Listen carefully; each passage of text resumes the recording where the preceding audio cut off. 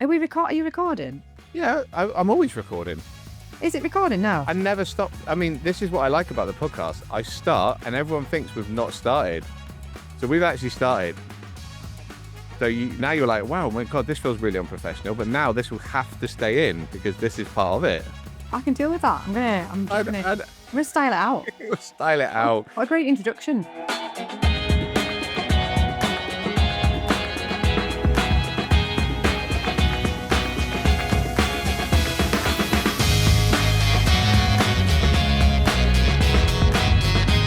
Jodie, I want to point out something that Facebook was stalking us both before we actually met.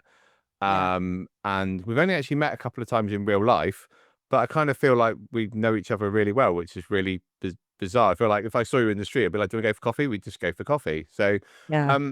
let's rewind a little bit. How Yes. did you become a sex coach, pleasure activist, and womb well-being Person. Yeah, there's a lot there, right? It's a lot. Great question. How did I get into that? So I have always Had I've a womb. always had a womb. Yeah. Cool. Right, Which cool. is a bonus. I Back in the day, I lived in South Africa and I ended up working in a sex shop, like a high-end sex shop. And it was incredible because we'd have women come in there and they would tell you their sort of like life story. I was talking to women who were 50 and 60, been married for like 20, 30 years, never had an orgasm. And I'm like, Wow. what? It really opened up my understanding of the reality of people's sexual relationships. And I've always loved sex. So that was a good starting point. And then last year I did some official training, which was Layla Martin's Vita program, which was having done a degree in something else, can honestly say, hand on heart, it felt like a PhD. It Oh, was wow. insane. And even now I've still got some majors that I need to finish and I haven't finished those. I kind of like beginning of the year, I was like, I just need to breathe. So Wow.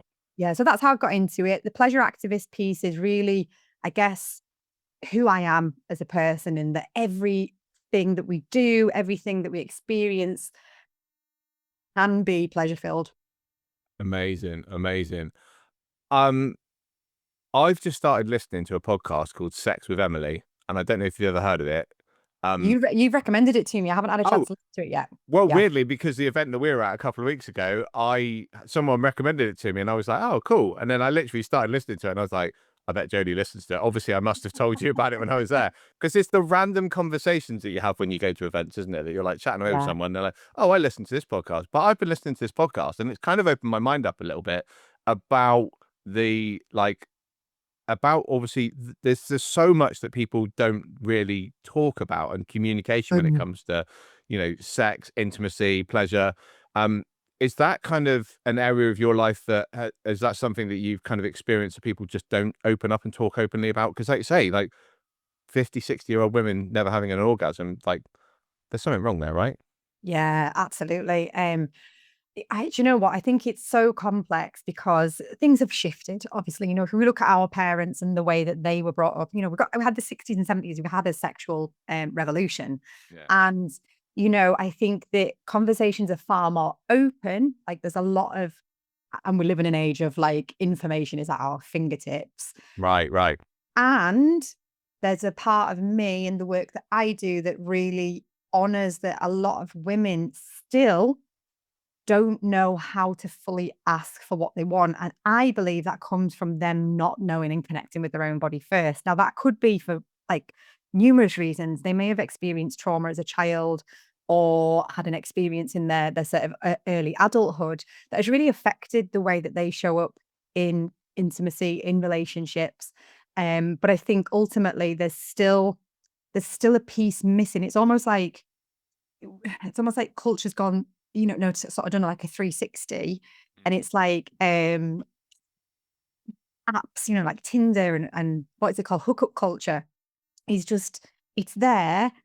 And I think the fallout of that is that we're still not getting the intimacy that we as humans, the connection that we crave is not fulfilled. Interestingly, you say that. When you think about, I always feel like everyone's the same age as me. So, Jodie, I apologize if I'm dragging About you up. 30. Yeah, I'm About 30. 24. I think I'm 44. I'm not sure. I have to ask my wife normally on a daily basis. I love that. I'm like, there's a part of me that's just stopped counting. I'm like, I, I'm d- over 40, who cares?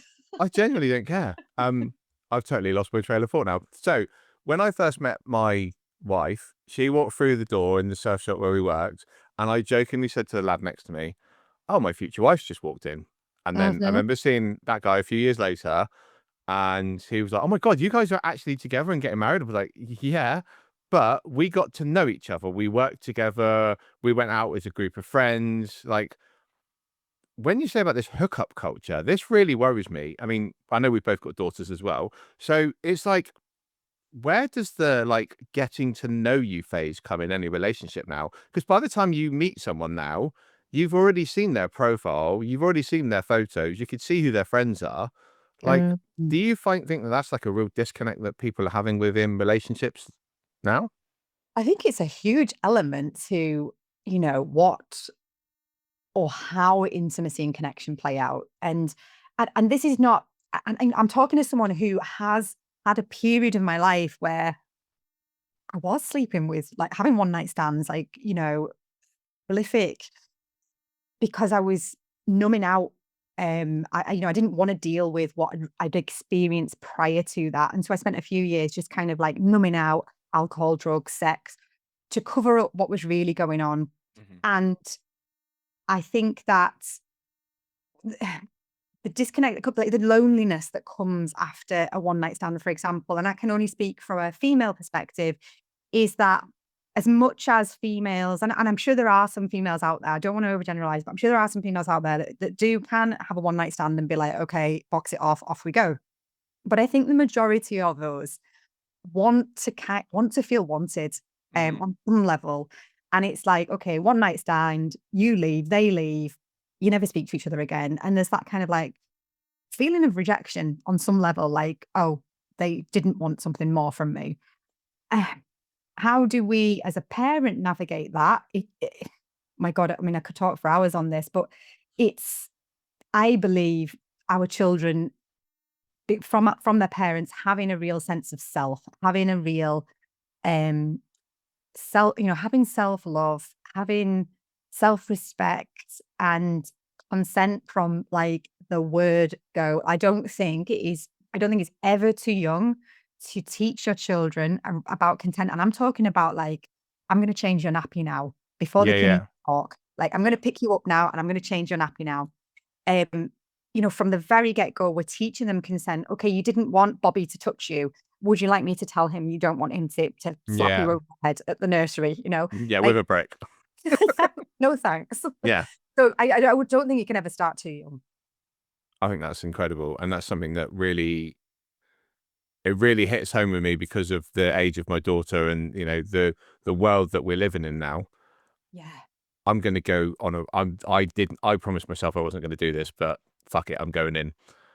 Bonnie Blue, Andrew Tate, Mm. they've just done a interview with Rob Moore. They've just done Okay. a podcast. Now, I don't really know either of them. Um, But apparently Bonnie Blue slept with 1,000 men in a day for a world record or something. Mhm. And I thought, do you know what? I've always kind of liked Rob Moore because he's quite disruptive. Hence his podcast is called The Yeah, yeah. Disruptors. And I thought I'd start watching a little bit of it. 15 minutes. And I was like, if anyone shows this to anyone of 15, 16-year old, they're going to confuse the hell out of them. Oh, It really? was the way she was talking, the way he was talking, and for me, that whole social media generation of what they're being influenced by really, really frightens me. Um, is there anything you think that, like you were just saying about consent though, but is there anything that you Mhm. think that as parents we should be doing to kind of help educate our kids on this? And I know that's not ultimately what you do, but I feel like it's the step, like you say, it's the Mhm. stepping stone, isn't it, from that early. Is there anything that you think that parents should be doing to kind of help educate their kids in this kind of environment that's ultimately coming for them, you know? Yeah, I mean, Andy, this is like one of my soapbox subjects. So, thank you. I think that, I mean, the consent piece is huge and reinforcing that continually. Just because I'm my children's mum doesn't mean that I can just hug them and cuddle them. Sometimes they don't want it, and just simply asking, "Do you want to cuddle? Do you want to hug right now?" Yeah. At whatever age, and as they get older, that those questions change. Mhm. Um, Openness is huge. Like, I want my children to be able to come to me with absolutely anything. And so what that means is that whatever they come to me with, I'm gonna try and keep neutral, as in they just tell me that they've held up a bank, and I'm gonna come in and they're gonna tell me, I'm gonna be like, "Okay, thanks for letting me know. Shall we talk about it?"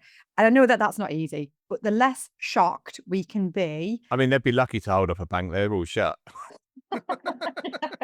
If you can find one, I'll celebrate that if they can find one. The less shocked we can be about what they bring to us, because we're not dealing with when we were kids, and that's only about 10 years ago. But when we were kids, we didn't have the impact of social media. No. You'd have a fight with someone at school, you'd go home, you'd either fight with them in the park, or you'd ring your mates on the telephone that your parents were shouting at you to get off because it was costing them money. And you go to school the next day. Now our children are bombarded with false information. Like, let's be really honest, the information out there is falsified. It's produced by AI. We don't know what they're listening to or what they're absorbing. And so there's an element of, yes, things need to be checked. And I think you can find out through subtle conversations. I don't think it needs to be like, right, I'm checking your phone every night. I think you need to just be aware of the influences that are there. But openness in terms of things like alcohol consumption, boyfriends, girlfriends, and from the earliest point you can, I really believe calling all sexual organs by their correct names so that our children have a real understanding of their own So no anatomy. winky and bum bum then. No, there's no fairies, and Right. No. yeah, no, it Cool. is the anatomy. I mean, it's got me into some sticky situations sometimes when my kids just kind of like announce things in front of people. Yeah. And I felt embarrassed because I'm like, oh my goodness, everyone's kind of looking at me because my son's used the correct terminology for female genitalia and Mhm. he's only 4. However, if they can name all their body parts without shame, then we're reducing the level of shame that they have in their own sexuality, which I think is huge. I think pornography has a huge role to play in the miscommunication and misunderstanding about what sex means. And it is even more important than ever that as parents and carers, we're having conversations with our children that are open, honest, and real. I can't remember what comedian it was, but it said that porn is so fake because there's no one ever rung a plumber and they've turned up within 10 minutes. Interestingly that you said that. Do you know the comedian Simon Brodkin? No. He said, "Oh, I watched porn with my wife the other day," and he was like, "Well, actually, she walked in while I was watching porn, so Hmm. technically." But he talks about a lot of things that actually what I love about him is he talks about things that, like you say, is almost he says what you kind of like. There's no filter with him, and I Yeah. love it because he did this whole kind of and I'll send you the link later on. But he did this whole like sketch where he said, "Oh, he like did a demo of how his wife has an orgasm, and he Yeah. makes all these noises and does his Mhm. body shudder, and like he asked his wife how she felt, and he just at the end he went, I kind of get quite a nice feeling in my dick, and it was like, but it was really funny because what you're saying and what you're saying about women not having orgasms and stuff, that's the crazy part of it. For women, from a guy's perspective, it feels like it's so much. You get so much out of it. Mm. And from a guy, it feels like it's like, I don't want to say wham bam thank you ma'am, but that's Yeah. the kind of the way that it's portrayed in the world. Um, and I love the fact that you've kind of like taken that in the way of like from the early stages of consent, what and communication. Um, we had the conversation only about 6 months ago when my daughter came in from school. She went, Dad, did you know that the penis goes in the vagina? And I went, yeah. She's like, all right, cool. I was like, did you learn that at school? She went, yeah. I was like, cool. Have you got any questions? And she was like, no, no, no, it's fine. I was like, okay, cool. That's fine. So we kind of left it like it was open. I'm like, here if you want any questions. Anyway, the following day, I thought, you know what? I'm going to kind of give her another little opportunity. Mm. And as a parent, it was almost a little bit awkward, but it was quite funny. So I said, we're sat there having dinner. I said, do you want to tell mum what you learned at school yesterday? She went, oh, Dad, it's really embarrassing. She's like, You tell her. I was like, no, you tell her. You're the one that learned it. She went, did you know the penis goes in the vagina? And my other half's face was just a picture. It's just like, yeah, I know, yeah, kind of thing. It was like really like we were like we've always been quite open in our house anyway. And then we'd finished having dinner, and then she just goes, I was gonna ask. And we're like, Mhm. what? Open, ask whatever you want, darling. She went, do you and mum? Oh no, don't like to think. She went, do you and mum? She went, oh, have sex. And I just thought the only way to answer this was the only way that any male should, which was, we do, darling, but not as much as daddy would like. And do you know what? Like you're saying about that openness and talking about it, I think it gives them the opportunity, doesn't it, to just, one, ask questions. And we had George Yeah. Charlton on the podcast a couple of weeks ago, and he was talking about drugs. And he said the best way to take drugs is to not take drugs. But Mhm. what he did say is if you are going to take drugs, talk to people about it. Yeah. You Yeah. know, and it almost comes back to that kind of, in my mind, like if you're going to go out and sleep with multiple guys, talk to, or women, whatever, talk to Yeah. people about it so that that you're safe, your well-being, and also, like you say, that consent thing and that trust is like, Mhm. so Yeah. And I think you've picked up on a really good example there because here's the basics. The penis goes in the vagina. Okay. What are school teaching about the penis being in the vagina? I guarantee it's probably that's how we have babies. yeah, Great.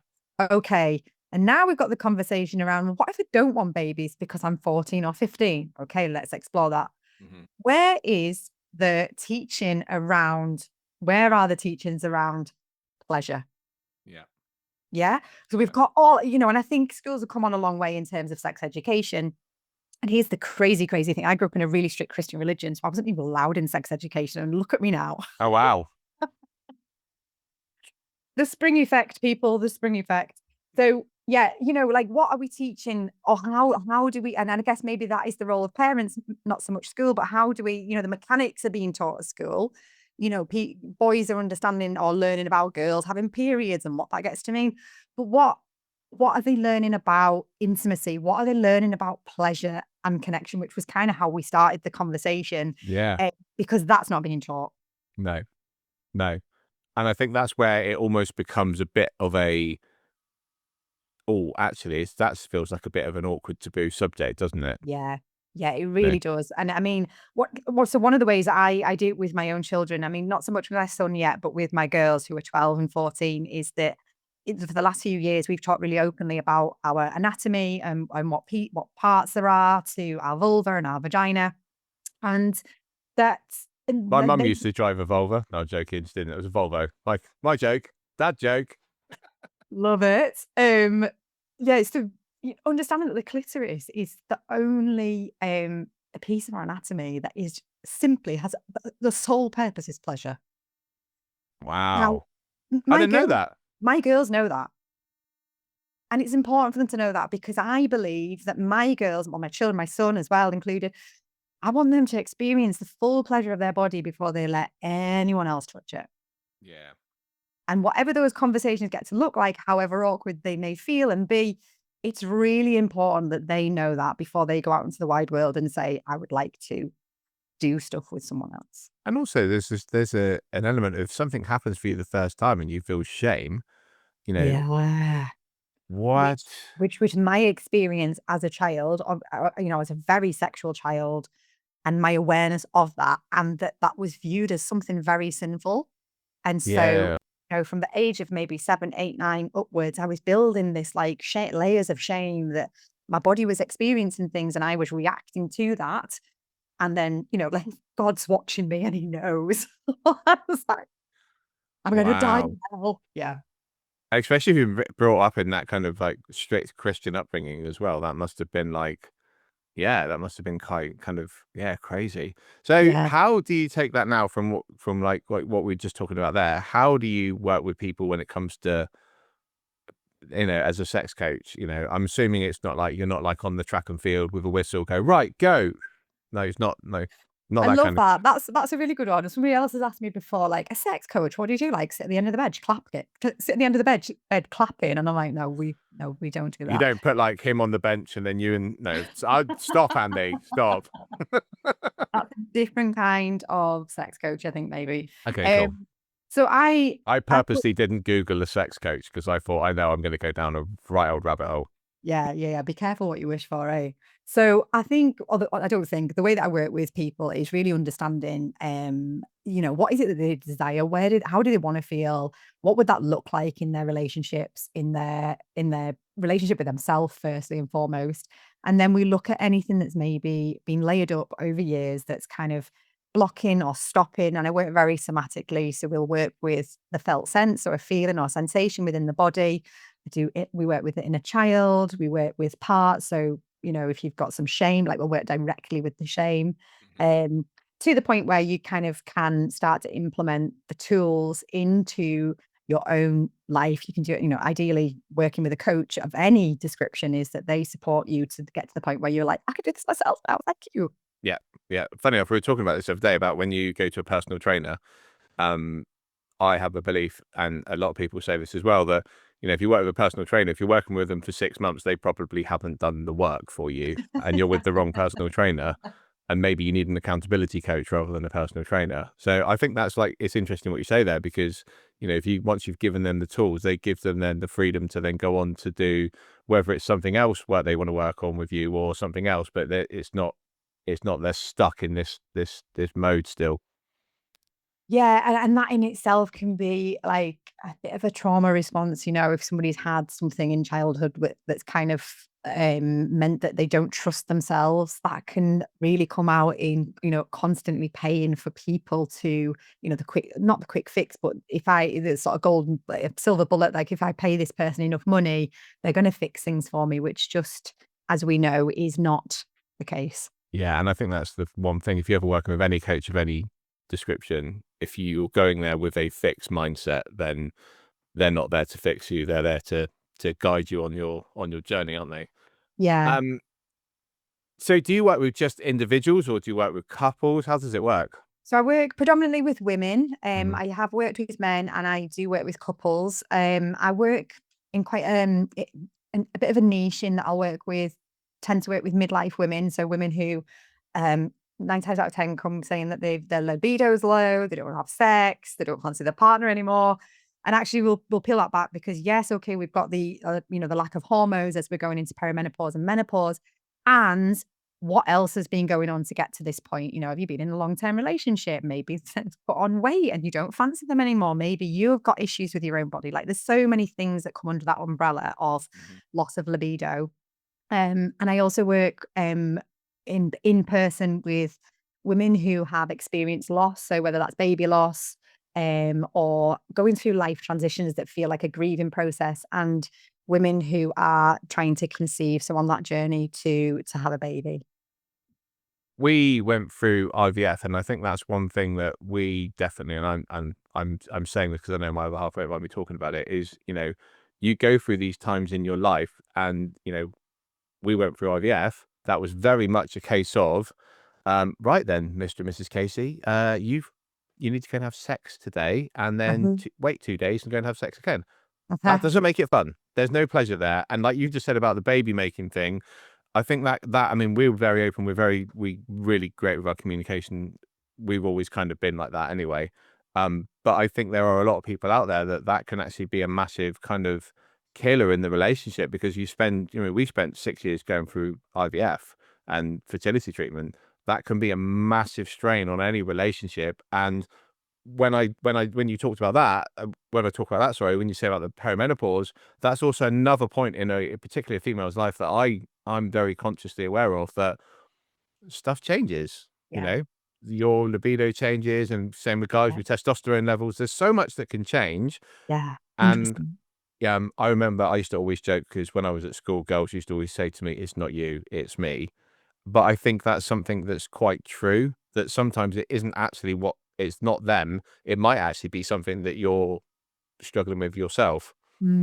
Um, and yeah, there's so much there, isn't there? There is a lot, and I think, like, firstly, I really wanna, just really witness this piece around, your own journey with IVF because I know that from a lot of the women that I work with that it has a massive impact on your relationship with your partner, and Well, for a start, seeing her in stirrups and having a stranger poke a massive rod up her, that was definitely an experience. Like, Absolutely. And think about the impact on a woman's body of this very medicalized take on something that was intended to be a beautiful union of a coming together of the penis and the vagina and like a deep, intimate connection because you want to create life. yeah. And now you're watching her experiences of just being violated. I mean, there's no real other way to describe that. And me Um, watching it on the TV screen going, "Oh, yeah, I can see this." yeah. And, there's so many experiences for women where that happens. Think about smears, think about colposcopies. Like we are um, often presented with a medical way of doing things that is not in any way conducive to consent around penetration of our bodies. So I mean that's the first thing there. And then this idea of perimenopause, which I've just become so passionate about because I feel like we're presented with this period of life where we've got now this list of symptoms. You can go on and check on Google. Again, information overload, isn't it? I can go on and I can say, okay, so I'm farting a bit more at breakfast. That's perimenopause symptom. I've got sweaty palms when I get nervous, perimenopause symptom. We've got this like hundreds and hundreds of symptoms of perimenopause. And it's great that it's talked about because 10 years ago, there wasn't much about it. Yeah, yeah. However, I feel now we've gone into this phase of going, oh my God, I'm perimenopausal. Like, don't even talk to me. We're seeing the breakdown of so many relationships when women are going through like that's the highest percentage of divorce rates during that period before menopause. And rightly, some relationships have probably just served their purpose and it's time to end. But I do wonder whether we are buying into the social narrative that this is a really shitty period of our lives and, we've got to just burn everything to ground and start again. That's mad when you think that that's probably what a lot of people are thinking, isn't it, right? Mm. Yeah. And so for me, how can we look at, what have you got in your life? What's working? What isn't? Where's the still finding the magic, still finding the fulfillment from pieces. And I mean, as you know yourself, in a long-term relationship, there's a lot of negotiation and sacrifice that takes place over Mhm. time. And we've got to be really careful where resentment builds and how we're kind of addressing that. And one of the things I really wanted to say is I think that as I've gotten to know you as a person, is that you're not maybe the standard man. Like I think you've got a lot of attunement to the feminine and how the feminine reacts to the masculine, which I think is a really beautiful position to be in as a man because not. And again, I'm cautious of overgeneralizing, but for most men, and again, I think it's getting better. But for most men, it's very much like, well, I'm the man, and this is how I feel. The end. Yeah, yeah. And as soon as you said that, it made me think of the Andrew Tates of the world that are making men behave in that situation, and that really something that frightens me. Yeah. Um, Because we as a woman, as a feminine, and as a and I'm talking about like all of us have masculine and feminine within us. yeah, yeah. Okay, so I'm being cautious about what I say, but we've all got masculine and feminine in us. But for the feminine, the masculine container of being held is so supportive. So when we can be held so securely by a masculine, and this is when we get into like attachment styles and stuff, but when we can be so deeply held by the masculine, we can, as the feminine, be our true selves when we know that we are fully supported. And I think about the ideas of the neurotic woman. She's going through perimenopause, she's neurotic, she's crazy, like she's batshit. Think of all those social narratives that we have to kind of live with as a Mm, woman. When you've got a masculine that holds you in that phase, or holds you going through IVF and everything that you may experience around that holds you every single month where you are bleeding, and holds you with such love and care, how much more intimate your relationship becomes mm. because the feminine has the innate sense of being held. Yeah, yeah, exactly. Um, and I know we've talked about this briefly when I saw you recently, but it for me, it's that openness with communication again. Come straight back Yep. to it. When my Yeah. daughter started her first period, my mum said, "Oh, tell her grandma feels really bad for her. Tell her she's thinking of her." And I'm like, "No, let's not. We got pizza. We celebrated. Like, it's a good Yeah. thing. Like, Yeah. embrace her body. This shit happens. There's nothing she can do to change it." No. I mean, No. there is, but I'm not going to get into the whole No. fact of taking the pill at 13 years old. I think that like Yeah. our body should be a bit more natural. Um, I want to share something with you, which was something that's just kind of it. You know, when sometimes something just comes in Mhm. the back of your mind of like, so when Kate and I first got married, we got married in a church. Um, not particularly religious, but it was a thing I kind of did for my mum because, you know, Mm. that was my upbringing and so forth. And it's funny in that you do these things to kind of please other people. Yeah. But there's something that was really beautiful about the experience of getting married in the church. We got to do what they called like it was like a pre-wedding like course with the Mm. church. And Mhm. we went there and I thought, oh God, they're going to be like telling us about, you know, Mary and Joseph and all the other religions and Yeah. relationships. Anyway, I just thought it was going to be a bit Bible bashing, to be completely fair. And the guy was Reverend Mike, I think his name is, and he gave us lots of it. So it was run by him, his wife. There was a couple of other people from the church that were there. They did like a little beige buffet, like these always do, these kind of Yeah. church things. And at the end, he just said, "I wanted to share a couple of things with you." And we had to do these like things that you had to remind yourself what you're going to do within your Mm. relationship. And he said, "Don't forget to date your partner." Yes. And I love that, and it stuck in my head because this guy was, I don't know, probably 50, 60 at the time or something, older guy, like bald head, like the Mhm. white bits around the side, so maybe even older than that. And he said, my wife and I, once a week, we get a bath together. Yeah. And I just thought at the time, I remember going, that's funny. But actually, do you know what? 18 years later, I still go, oh yeah, I need to spend time with Kate. We need to make sure we have time together.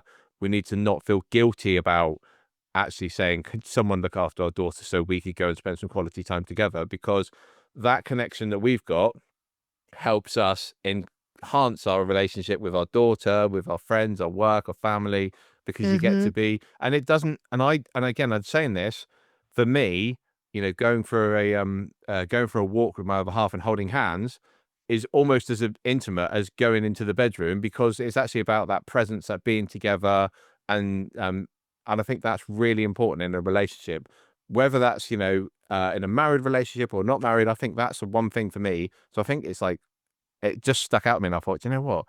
Yeah, you've Yeah. got to remember to date your partner. 100%, and I think it's so easy when you're busy, you're running a business, you've got kids, and I think, again, from a woman's perspective, is like we're mum, like we've got to hold the house together traditionally. I know that it's changed, but we're holding up, we're spinning all these plates.